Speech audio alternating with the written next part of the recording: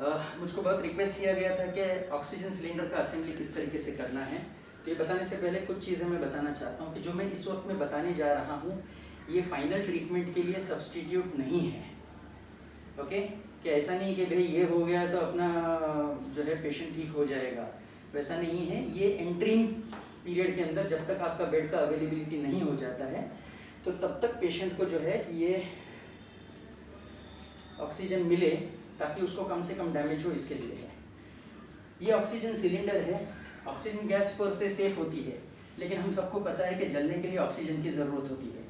तो ये pressurised cylinder है, इसके अंदर बहुत ज़्यादा प्रेशर में ऑक्सीजन भरा हुआ रहता है। तो इसके करीब में कोई भी, जैसा हम गैस का सिलेंडर रहता है हमारे घर के अंदर एलपीजी, तो इसके करीब के अंदर कोई भी जैसे स्मोकिंग है या आग है या बहुत ज़्यादा गर्म जगह पे इसको नहीं रखना है। इसको ज़ोर से गिराना नहीं है। इसके ये होज जो होती है यहाँ पे, जो इसको डैमेज नहीं होना है, वरना फिर वो ब्लास्ट होने के चांसेस रहते हैं। तो इसको हमको थोड़ा सा ध्यान रखना है। अब ये छोटे साइज़ का सिलेंडर है जो आमतौर से हैंडी रहता है, तो ये वाला ज़्यादा बेहतर रहता है। ठीक है, कुछ पार्ट्स है। ये इसका वाल्व है यहाँ पे, और ये किट आता है। जैसे ये ऑक्सीजन सिलेंडर है, ये इसका प्रोटेक्शन कैप है, ये वाल्व है, यहाँ से ऑक्सीजन निकलता है। ये जो है ये वाल्व ये स्पैनर के साथ आता है और ये वाल्व के यहाँ पे लगता है। इसको हम अगर क्लॉकवाइज घुमाएंगे तो ये बंद हो जाता है, एंटी क्लॉकवाइज घुमाएंगे तो ये खुलता है। ज़्यादा टाइट रहता है तो इसको बहुत केयरफुली हैंडल करना होता है। इसके आगे आता है फ्लो मीटर। तो ये है हमारा फ्लो मीटर। अब ये जब फ्लो मीटर लगाते हैं तो इसके अंदर कुछ इसके पार्ट्स है। ये जो है ये ऑक्सीजन का हमको प्रेशर बताएगा कि यहाँ से ये यहाँ बैठ जाएगा। इसको जो है इसमें फिक्स कर देना है। ध्यान रहे कि ये मेटल टू मेटल इतना अच्छे से बंद नहीं होता है, तो इसके लिए हमको टेफ्लॉन का जो टेप है ये इसको वाइंड करना है इसके आगे तक। अगर आगे तक नहीं करेंगे तो यहाँ से लीक हो सकता है। ठीक है, तो ये इस तरीके से इसके अंदर चला जाएगा और ये ऊपर का उसके ऊपर फिट हो जाएगा। ठीक है, ये इसका यहाँ से इनलेट है।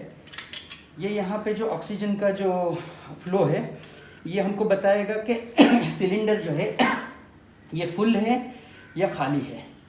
ये जो रेड लाइन यहाँ पे दिख रही है, इसके थोड़ा आगे अगर होगा तो ये फुल है, समझना है। अब इसको तुम इसको 100% समझ के इसको डिवाइड कर लो और कितना ख़त्म हुआ है हमको इस पे पता चल जाएगा। तो जैसे इसको आप खोलेंगे यहाँ पे, मैं बताऊँगा दूसरे सिलेंडर पे, तो ये वहाँ पे अपने को कांटा दिखाएगा कि फुल है या ख़त्म हो गया है। दूसरी चीज़, इसके आगे हम जब जाते हैं तो ये हमारा फ्लो मीटर का वाल्व है। अब यहाँ से ऑक्सीजन आ गया लेकिन यहाँ आके रुक गया है। अब ये ऑक्सीजन हमको पेशेंट को इस फ्लो मीटर के ज़रिए से जाएगा। कितना देना है उसके लिए हमको यहाँ से, ये जब आप ओपन करेंगे एंटी क्लॉकवाइज, ये यूनिवर्सल रूल है, कोई भी चीज़ को टाइट करने के लिए हमको क्लॉकवाइज करना पड़ता है और खोलने के लिए एंटी क्लॉकवाइज। तो इसको जो है हम इसको ओपन करेंगे तो यहाँ से फ्लो आएगा और ये यहाँ से जाएगा। अब इसका ये जो चेम्बर है ये फ्लो मीटर है। इसके अंदर एक छोटा सा एक बॉल रहता है जो वो हवा के दबाव से, ऑक्सीजन के दबाव से ऊपर जाता है। और ये इसके ऊपर आप देखोगे तो एक कैलिब्रेशन है 1 2 3 4 5 6। ये बताता है कितना लीटर 1 मिनट में जाएगा। तो 1 लीटर पर मिनट, 2 लीटर पर मिनट, 4 3 4 ऐसा इस तरीके से तो ये बताएगा। इसके नीचे ये जो होता है ये ह्यूमिडिफायर है।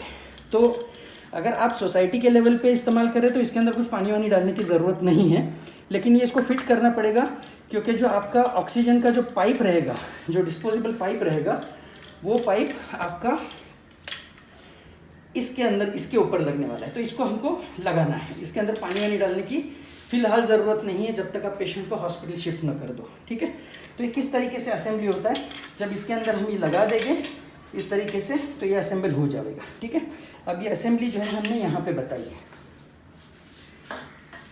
ओके, तो अब जो है ये पूरा हमने टाइट करके रख दिया है इस सिलेंडर के अंदर। अब इसको मैं एंटी क्लॉकवाइज खोल रहा हूँ। ठीक है, ये हमने इसको एंटी क्लॉकवाइज, जैसे मैंने एंटी क्लॉकवाइज खोला यहाँ पे तो ये कांटा जो 0 पे था ये 100 के ऊपर आ गया। इसका मतलब ये सिलेंडर इस वक्त में फुल है। अब यहाँ पे देखिए आप, ठीक है, इसको जब मैं इसको खोलूँगा तो यहाँ पे देख रहे हैं आप जी, एक बॉल है वो ऊपर जा रहा है। अब ये ये 1 लीटर पर मिनट है, ये 2 लीटर पर मिनट है। इसका फ्लो हमको पेशेंट के ऑक्सीजन सैचुरेशन के हिसाब से बढ़ाना होता है, ठीक है। तो ये फ्लो है यहाँ पे 15 लीटर पर मिनट तक भी जाता है। तो ये मैंने फुल कर दिया तो ये शुरू हो गया, ठीक है। अब इसके आगे ये डिस्पोजेबल ट्यूबिंग होता है, हर पेशेंट के लिए नया लगता है, आप रीयूज़ नहीं कर सकते, ठीक है। अब ये यहाँ से गया, ये यहाँ पे लग गया। अब पेशेंट को जो है हमको इस तरीके से देना है, इस तरीके से देना है। इसमें अलग अलग होते हैं, ये इस तरीके से हमने पेशेंट को लगा दिया और जो है इसमें से मार जाए, एकदम एयर टाइट करने की ज़रूरत नहीं है, इसमें से ऑक्सीजन जाएगा, ठीक है।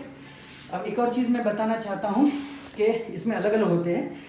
इसके आगे नेज़ल प्रॉन्ग भी लगते हैं। वो छोटे प्रॉन्ग जो है 5 लीटर तक अगर हमको ऑक्सीजन देना है पर मिनट तो वो प्रॉन्ग का इस्तेमाल करना है।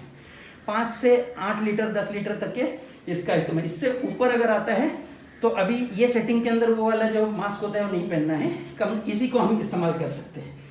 तो ये मुझको बताना था। अब एक और चीज़ मैं बताना चाहता हूँ कि पेशेंट का ऑक्सीजन सैचुरेशन कैसा मॉनिटर होता है। वो होता है पल्स ऑक्सीमीटर के ज़रिए से। पल्स ऑक्सीमीटर देना। तो ये पल्स ऑक्सीमीटर है, ठीक है। ये कोई ब्रांड को मैं रेकमेंड नहीं कर रहा हूँ, अच्छा वाला होना चाहिए, मोतबर होना चाहिए ना। ये जो ऊपर और नीचे ये 2 लाइनें दिख रही हैं। अब जो है इसको अगर आप देखेंगे तो 2 लाइनें हैं। अब इसके अंदर उंगली रखी जाएगी, इसके अंदर यहाँ पे उंगली रखी जाती है। आप देखोगे ये जो लाइट है यहाँ पे अपना नाखून का नरम हिस्सा जाना चाहिए। डालिए, तो ये लाइट के ऊपर नाखून का नरम हिस्सा जाएगा। अब जो है हमने इसको ऑन किया, जो SpO2 करके है जो ऊपर का हिस्सा है, अब ये कैलिब्रेट करेगा। और जो SpO2 है अब इनका साहब का 97% है, विच इज़ नॉर्मल। अगर ये 92, 93, 90 इस तरीके से अगर नीचे जाता है तो हमको उस पेशेंट को ऑक्सीजन देना ज़रूरी है।